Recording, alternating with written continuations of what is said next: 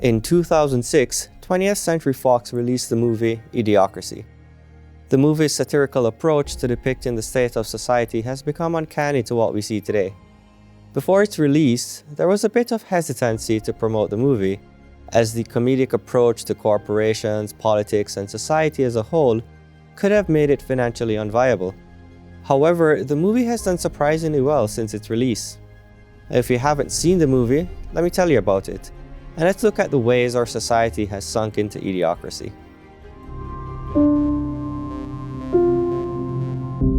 The movie is initially set in the year 2005, with two average individuals selected for a government hibernation experiment that was only supposed to last for a year. However, things go wrong and they stayed in stasis for 500 years. You would expect after half a millennium, the technological advancements to mankind would be great. And in the movie, that is the case. But the shocking truth was, the average intelligence of the time decreased so much so, the two average individuals became the smartest people in the world.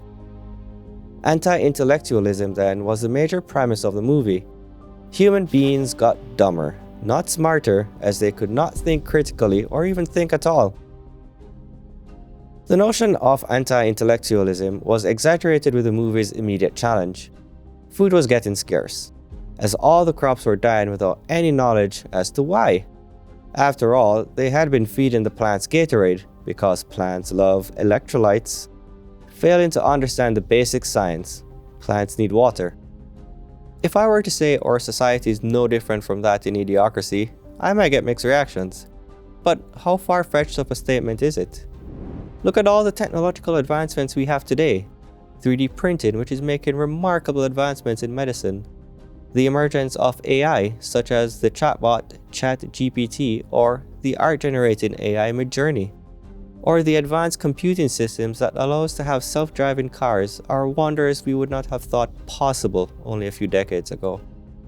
Yet, with such amazing improvements in technology, we find society unable to think critically about topics such as sex and gender, or to determine which sex you are at birth. According to the New York Times, defining gender as a condition determined strictly by a person's genitals is based on a notion that doctors and scientists abandoned long ago, as oversimplified and often medically meaningless. The idea that a person's sex is determined by their anatomy at birth is not true, and we've known that it's not true for decades. How can we not tell the plain difference between a man and a woman? The terms sex and gender have been segregated as if they were different, although scientific research proves men are naturally drawn to more masculine roles and women to feminine roles, especially when the society is more egalitarian. Now, we discussed this in our previous viewpoint, sex, gender, and the patriarchy paradox, which you can find the link to in the description below, along with the links to the research papers we discussed. But sex and gender are not the only areas. We see the same illogic carrying over to concerns for the environment and the push to have alternative energy in place as soon as possible without contemplating the negative consequences that may arise. In addition, veganism is now being encouraged with many different goals in mind. Everything from promoting a supposedly healthier lifestyle to saving the environment from the perceived global catastrophe emanated from cow flatulence. Sounds a lot like Idiocracy, no? Impossible Burgers and Beyond Meat are also marketed in a way that is reminiscent of fueling agriculture with Gatorade.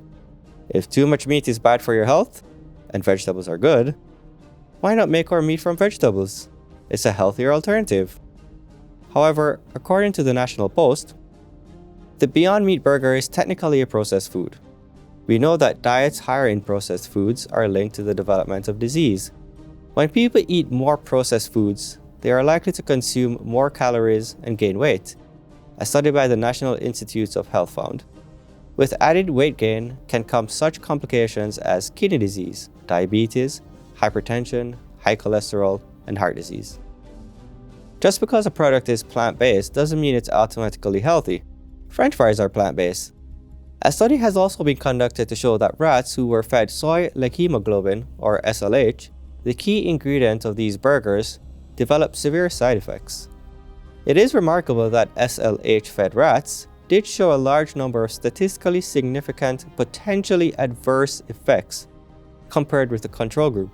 For example, unexplained transient decrease in body weight gain, increase in food consumption without weight gain, changes in blood chemistry, decreased reticulocytes or immature red blood cell count. This can be a sign of anemia and/or damage to the bone marrow where red blood cells are produced. Decreased blood clotting ability, decreased blood levels of alkaline phosphatase, which can indicate malnutrition and/or celiac disease. Increased blood albumin, which can indicate an acute infection or damage to tissues. And potassium values, which can indicate kidney disease. Decreased blood glucose, or low blood sugar, and chloride, which can indicate kidney problems. And increased blood globulin values, common in inflammatory disease and cancer. While our world has developed on the technological front in many ways, it seems we are no different from the movie Idiocracy. Our society is losing itself to anti-intellectualism. While the confusion of sex and gender and the blind faith in eating highly processed foods are just a few examples, we need to develop critical thinking. Do not be fooled by the social movements today. If you liked this video, please like, comment, and subscribe. And for more content like this, please visit our website at tomorrowsworldviewpoint.org.